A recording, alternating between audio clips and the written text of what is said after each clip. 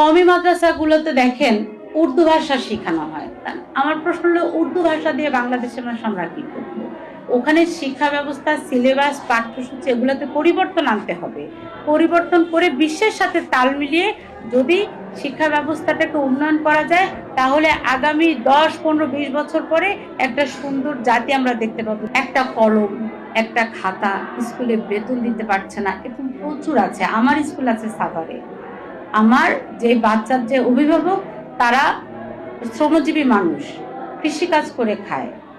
আমি চেষ্টা করি, আমার মতো ছোট ছোট যে আমাদের যে স্কুল, এরকম অসংখ্য স্কুল আছে। সরকারের উচিত প্রত্যেকটা স্কুল, কলেজ এবং মাদ্রাসা সবগুলোতে মনিটর করা। কওমি মাদ্রাসাগুলোকে বেশি করে মনিটর করতে হবে, কারণ সেসব মাদ্রাসাগুলোতে ইংরেজি খুব কম পড়ানো হয়, বিজ্ঞান নেই। বিজ্ঞান শিখতে হবে, প্রত্যেকটা ছাত্র ছাত্রী তাদেরকে গড়ে তুলতে হবে। শিক্ষাখাত খুব গুরুত্বপূর্ণ, ঘরে ঘরে যেতে হবে।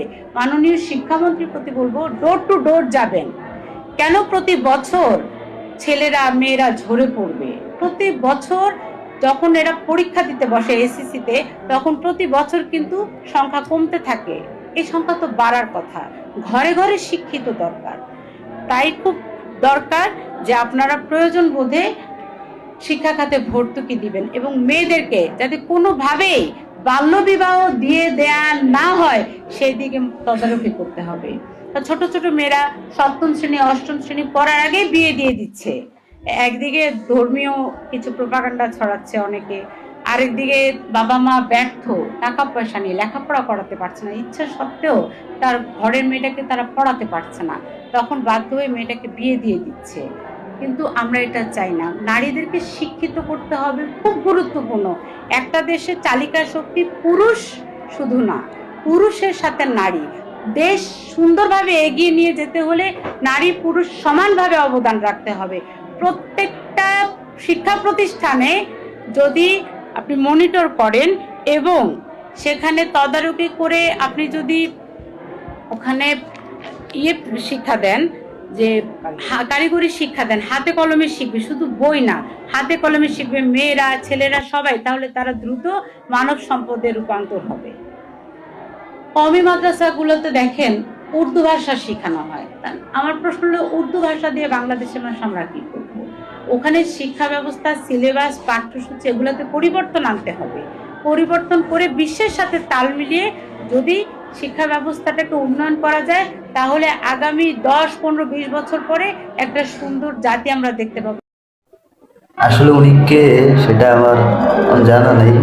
উনি কিছুদিন পর পর কিছু কথা বলেন যা অগ্রহণযোগ্য বলে আমার কাছে মনে হয়। তো উনি আজকে আবার একটা সংবাদ সম্মেলন বা কিছু মিডিয়াকে ডেকে কিছু কথা বলতেছেন। তো উনি কি কোনো রাজনৈতিক ব্যক্তি বা কি, এটা আমার আসলেই জানা নেই। কিছুদিন পর পর তিনি এরকমভাবে সামনে আইসা, মিডিয়ার সামনে আইসা কথা বলেন, বা মিডিয়া তার কাছ থেকে যে তার বক্তব্য নেয়, কি হিসাবে নেয় এটা আমার জানা নেই। প্রত্যেক নাগরিকেরই অধিকার আছে কথা বলার, সেটা কোনো সমস্যা না। তো উনি বেশিরভাগ সময় মাদ্রাসা বা কওমি মাদ্রাসা এগুলো নিয়েই কথা বলে, হুজুরদেরকে নিয়েই কথা বলে। আপনি খারাপ দিকটা বলেন, সমস্যা নেই, কিন্তু অনেক ভালো দিক, ভালো মানুষ নিয়ে অনেক কথা বলে, অনেক ভালো ব্যক্তিকে নিয়েও কথা বলেন। কওমি মাদ্রাসা বা কওমি মাদ্রাসার শিক্ষা ব্যবস্থা নিয়ে আপনি কথা বলেন, সমস্যা নেই। যে খারাপ দিক আছে আপনি তুলে ধরেন, যে এরকম না এরকম করলে ভালো হয়। কওমি মাদ্রাসায় উর্দু শেখানো হয় কেন, এটা আপনি কওমি মাদ্রাসা না পড়লে বা কওমি মাদ্রাসা সম্পর্কে না জানলে আপনি তো বলতে পারবেন না কেন উর্দু শেখানো হয়।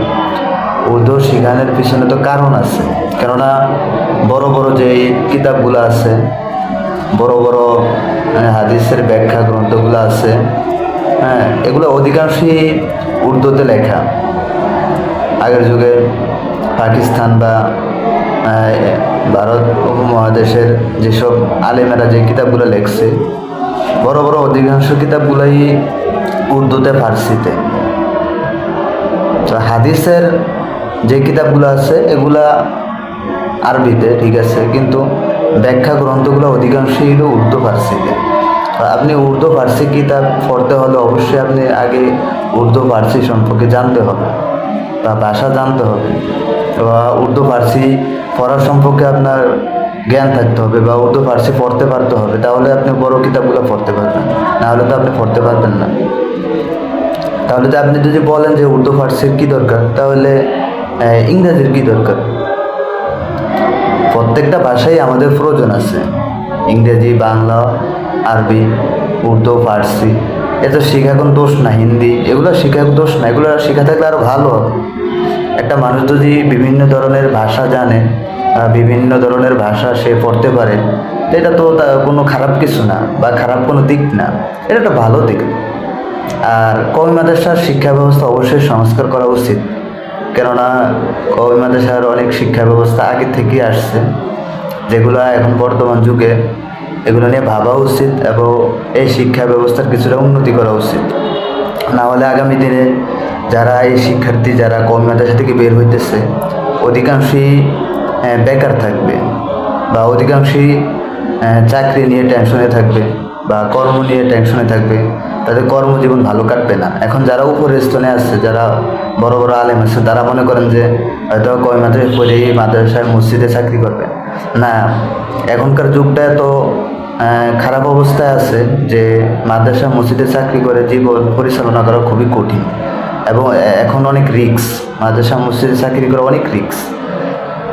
তো আগের ওই যুগ নাই যে আপনি পড়াশোনা করলেন আর মসজিদ মাদ্রাসা চাকরি নেবেন, এই চিন্তা ভাবনা করলেন না। কওমি মাদ্রাসার মধ্যে কিছু সংস্কার আনা উচিত, শিক্ষা ব্যবস্থায় কিছু সংস্কার আনা উচিত। এই শিক্ষা ব্যবস্থার ভিতরে যেন বাস্তব বাংলাদেশের যেসব বিষয়গুলা প্রয়োজন, যে ইংরেজি বা বিজ্ঞান, আরও কয়েকটা বিষয় অ্যাড করা উচিত।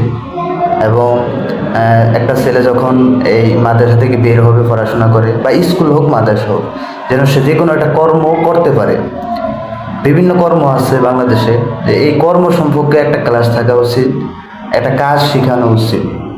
প্রত্যেকটা শিক্ষা ব্যবস্থার ভিতরে স্কুল হোক, মাদ্রাসা হোক, কলেজ, ভার্সিটি, যেখানেই হোক, একটা ক্লাস থাকা উচিত যেখানে একটা যে কোনো ধরনের একটা কাজ শেখানো হবে, যেন একটা ছেলে পড়াশোনা করে বেকার না থাকে। আজকে স্কুল, কলেজ, মাদ্রাসা বলেন, যে কোনো প্রতিষ্ঠান বলেন, বের হওয়ার পরে একটা ছেলে অধিকাংশ সময় বেকার থাকে, 2-3 বছর, 4 বছর, 5 বছর বেকার থাকে। একটা ছেলে অনার্স মাস্টার্স পাস করে বের হয়ে তারপরে একটা কোম্পানির চাকরি করে 10-15 হাজার টাকা বেতন। এই বেতনে একটা সংসার তো চলেই না, তার জীবনটা দুর্বিষহ হয়ে ওঠে, তার জীবনটা খুবই ক্রিটিক্যাল অবস্থা হয়ে ওঠে, মানে তার জীবনের খুবই খারাপ অবস্থা। কেননা 10-15 হাজার টাকা বেতনে কখনই সংসার তো চলেই না, নিজের পকেট খরচও হয় না। তারপর একটা ছেলে মাদ্রাসা থেকে যে দাওরা শেষ করে, ইফতার শেষ করে বের হয়, তাও একই অবস্থা। 5,000, 10,000 টাকা, সর্বোচ্চ 15,000 টাকা বেতনে চাকরি করতে হয়। এখন বড় স্তরে যারা আছেন, বড় আলিম ওলামা, তারা মনে করেন কওমি মাদ্রাসার শিক্ষা ব্যবস্থা সংস্কার করা উচিত না, বা তারা মনে করেন না যেটা উচিত। কিন্তু তারা তো হয়তো বড় বড় গাড়িতে চড়েন, বড় বাড়ি আছে, তারা আয়ুষ আনন্দে আছে, আরামে আছে, এই জন্য তাদের এটা মনে হয় না। কিন্তু যারা মাঠ পর্যায়ে আসে, যারা ভুক্তভোগী, তারা জানে আসলে এই শিক্ষা ব্যবস্থার কিছুটা হলেও পরিবর্তন করা উচিত। আপনি কওমি মাদ্রাসায় চাকরি করেন, আপনি যে অন্য একটা জায়গায় চাকরি নেবেন, বা সেই সম্পর্কে তো আপনার কি অন্যতম কিছু ধারণা থাকতে হবে। বাহিরে যদি আপনি কওমি মাদ্রাসার বাহিরে যখন চাকরি নিতে চান, আর কওমি মাদ্রাসার যে সার্টিফিকেট, এটা একটা সময় আসছিল যে তারা দিচ্ছে এটার, কিন্তু দিলে কি হবে, এই কওমি মাদ্রাসার সার্টিফিকেট দিয়ে তো কোনো অন্য কোথাও চাকরি নেওয়া সম্ভব হইতেছে না, বা অন্য কোনো ডিপার্টমেন্টে, স্কুল, কলেজ, ভার্সিটি, মাদ্রাসা হোক, আলিয়া মাদ্রাসা, ব্যাংক, বা এইসব জায়গায় চাকরি নেওয়া এখন সম্ভব হইতেছে না। তো আমি এটা অনুরোধ করব সরকারের কাছে যে এরকম একটা ব্যবস্থা করা হোক, যেন তারা এই অন্য ডিপার্টমেন্টে চাকরি দিতে পারে, যেন আরবি বিষয়ে স্কুল, কলেজ, ভার্সিটি যেন আরবি শিক্ষক নেওয়া যেতে পারে। তো এই জন্য কওমি মাদ্রাসারও উচিত তাদের শিক্ষা ব্যবস্থা কিছুটা পরিবর্তন করা, যেন তারা অন্য জায়গায় চাকরি করা তাদের সম্ভব হয়, অন্য ডিপার্টমেন্টে চাকরি করা সম্ভব হয়। একটা ছেলে মাদ্রাসায় পড়াশোনা করে শুধু মাদ্রাসায় চাকরি করবে, কওমি মাদ্রাসায় চাকরি করে, মসজিদে চাকরি করবে, বিষয়টা এরকম না। অবশ্যই সে অন্য ডিপার্টমেন্টে যখন চাকরি করবে, যেমন স্কুল কলেজ ভার্সিটি আলিয়া মাদ্রাসা বা ব্যাংক ব্যালেন্স বা অন্যান্য যে সব খাত আছে চাকরির, হয়তো বা প্রশাসনও যাইতে পারে, সেনাবাহিনী পুলিশ এইসব জায়গাও যাইতে পারে। তো এটা হবে কখন? যখন আপনি এই সার্টিফিকেটের মূল্যায়ন করবেন বা সরকারিভাবে এটাকে মূল্যায়ন করা হবে, তখন যে এটা সম্ভব হবে। এবং শিক্ষা ব্যবস্থারও কিছুটা উন্নত করতে হবে, শিক্ষা ব্যবস্থার কিছুটা সংস্কার করতে হবে।